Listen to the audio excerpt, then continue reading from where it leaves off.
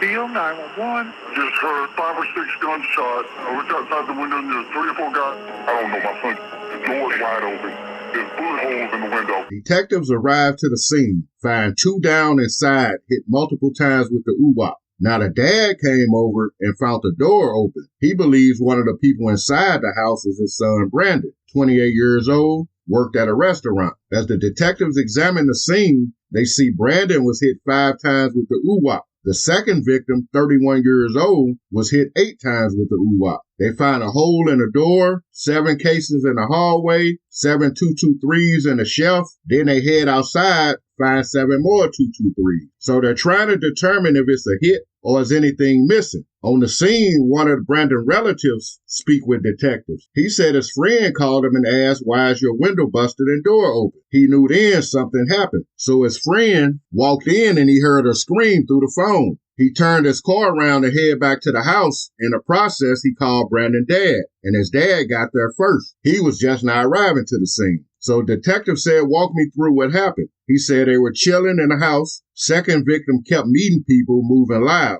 He said the guy moves like 10 pounds a day, walks around with $100 grand on him. He kept it in a leather book bag. So he told detectives if that leather book bag is missing, it's a robbery. He also says the guy claims to have over $1 million.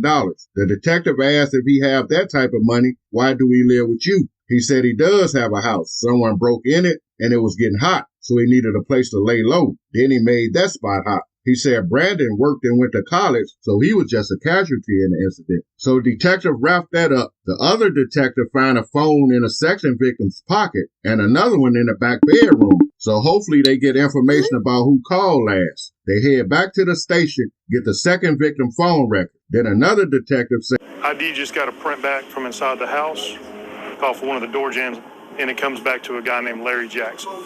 21 years old, no priors. So they look at the phone records from the second victim to see if Larry number appears, and it does at 10:30 last night. That's the last contact. Then they check for an address on Larry. Head over there, and his relative said he called from the hospital, said he was hit in the knee with the UWOP. His story was that he went to pick his friend Trayshawn Hughes up. Somebody let the UWOP loose. Trayshawn took him to the hospital, and at the moment, both of them are still there. So they head to the hospital. The front desk clerk tell detectives that he was just wheeled out by a friend, so they know someone tipped him off. Now they head over to Trayshawn address. Turns up with nothing. The next morning, they punched Trayshawn into the computer. He's 22 years old with no priors. Then a tip come in saying Trayshawn fled to Georgia. So Roger takes his information to the DA, get an M warrant for Larry, hand that over to the marshals so they can start looking for Larry. Then Rogers get a call from a defense attorney saying Larry would come down there. Larry never shows up, but detectives track him down at a relative's house, bring him down to the station, start interviewing him.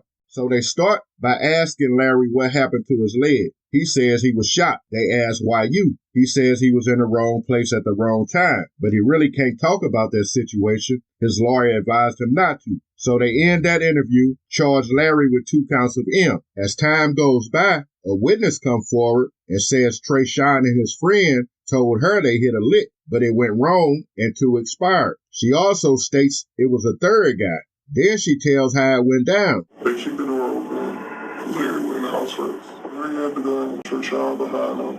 They both started firing because the dude started firing at them. Trayshawn then took Larry to the hospital and waited for him to be admitted. She said it looked to be over 10 grand that they got. They brought the money to her house. Detectives asked, do they still have any money left? She stated Trayshawn used it to bond Larry out on that M charge. So they wrapped that up, contacted DA to get an M warrant for Trayshawn. People already said they spotted him back in the area. The marshal snatched Trayshawn up, bring him to the interrogation room. Rogers asked him, do you know why you're here? He said, because of the night I took my brother to the hospital. So they tell Trayshawn, we know that you were with Larry the night of the incident, so what happened? He said they went to get loud. Detective said, who went? He said him and Larry. Then detectives asked him who else was with you. They already had information about a third guy from the witness. Trayshawn says Josh Carr was in the driveway. Larry went inside. About 10 minutes later, he heard the oo-wop. The detective said who was letting the UWAP loose. He said Josh. He also said Larry was hit by Josh firing the UWAP through the door. He said when Larry came back out of the house, they got in the car, went to the hospital. Detectives asked what was taken. Trey said money and work. Then he says Larry told him somebody came out of nowhere, so he had to hit him with the UWAP. But Trayshawn said he didn't fire anything, never entered a home. So they arrest Trayshawn on 2 M's. Set out to find Josh, punch him into the computer. He's 22 years old with an outstanding traffic warrant. They head to his last known job, pick up Josh, take him to the station. They start by telling him, we talked to your boys Larry and Trayshawn. He said, I know them, but have nothing to do with that little situation they got going on. Then he tells them that they had a wrong Josh. Who they are looking for is Josh Williams. Gave them a description of Josh, but Roger still don't believe him. But they don't have enough evidence to hold this Josh. Then they get a break from Trayshawn, who was facing the death penalty. He stated the third guy was Josh Williams. Also gave them a phone number on him. So they snatch up the correct Josh Williams, bring him to the station. Start by asking him, do we know where Larry and Trayshawn are at right now? He said yes. Roger said we have cell phone records placing you with both of them at the time of the incident. Explain that. Josh said he got with them. They were saying they took an L on some loud, the quality bad, and it was overpriced. He said the plan was to get his money back. Larry went inside. They go to a side door. When dude opened the door, he seen them. Slammed the door, so they go to a window. He sees somebody and let the UWAP loose. Him and Trey left, go to his cousin's house. Trey hops out, get in his own car, go back to get Larry. He said then Trey brought Larry back to his cousin's house. Larry told them they were trying to get his UWAP when he was in the house, so he had to let loose. So they wrapped that up. Josh was charged with 4 counts of capital M. He's currently awaiting trial. Trey was charged with 4 counts of capital M, currently awaiting trial. And Larry was charged with 4 counts of capital M, currently awaiting trial. Thank you for watching. Leave me some comments. Hit that like button. Stay safe out there. I'm done talking.